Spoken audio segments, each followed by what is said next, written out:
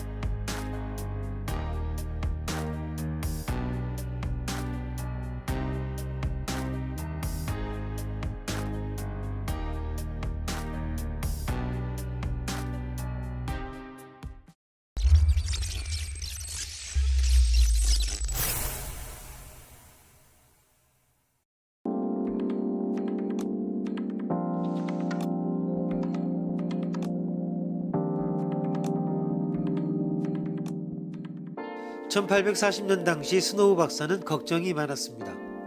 또 한 번 급성 콜레라가 런던을 휩쓸었기 때문입니다.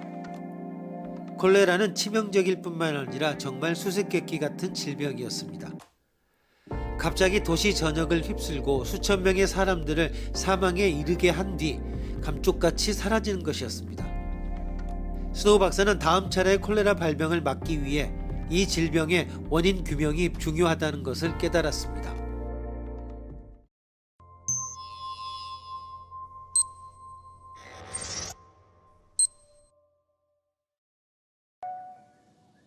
스노우 박사는 방법을 생각해냈다. 런던 지도를 펼쳐 콜레라 사망자가 발생한 지역에 점을 찍었다. 그런 후에 감을 잡았다. 브로드 거리의 물 펌프와 콜레라 사망자 간의 긴밀한 연관성이 있었다. 스노우 박사는 물 펌프와는 좀 많이 떨어진 곳에서 콜레라 사망자가 한 명 나왔음을 발견하고 사망자의 유족을 찾아갔다. 고인은 생전에 브로드 거리의 물을 너무나 좋아하여 물을 길어와 먹었다는 사실을 알아냈다. 스노우 박사는 브로드 거리에 있는 물 펌프 핸들을 부숴버렸다. 그리고 사람들이 더 이상 브로드 거리의 펌프로 뽑아낸 물을 마시지 않자 콜레라 유행이 사라졌다. 1840년대 사람들은 박테리아나 바이러스에 대해 전혀 무지했다. 그렇다면 그 당시의 사람들은 질병을 어떻게 인식하고 있었을까?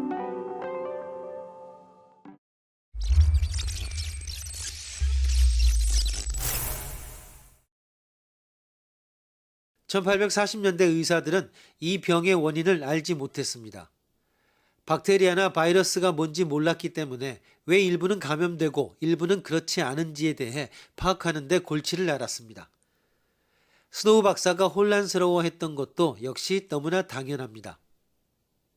스노우 박사가 사용한 런던 내 콜레라 사망자의 통계치는 질병 예방에 있어 위생이 정말 중요하다는 것뿐 아니라 데이터를 정리하고 분석하는 과정의 중요성을 상기시켰습니다.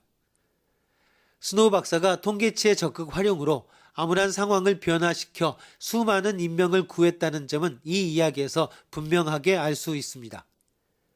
많은 사람들이 통계학은 지루한 학문이라 생각합니다. 이 이야기를 통해 통계학이 얼마나 재미있는 학문인지 알 수 있을 뿐 아니라 통계치 사용의 중요성까지 인식할 수 있습니다.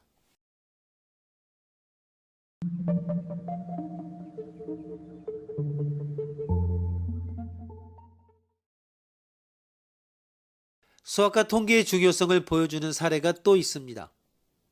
일리아는 가요계의 신성으로 떠오르며 많은 인기를 가수였습니다. 2001년 8월 일리아는 뮤직비디오 촬영으로 바하마에 머물렀습니다. 촬영이 끝나고 일리아 외 8명의 승객을 태운 플로리다 마이애미행 경비행기는 이륙한 지 얼마 되지도 않아 상공에서 추락하여 탑승자 전원이 사망했습니다. 사고 발생 당시 이 사고에는 기술적인 결함 외에도 다른 이유가 있다는 의문이 제기되었습니다. 이륙 전 경비행기 조종사는 승객들에게 기내 짐이 너무 많이 실렸으니 짐을 조금 줄여달라고 부탁했습니다.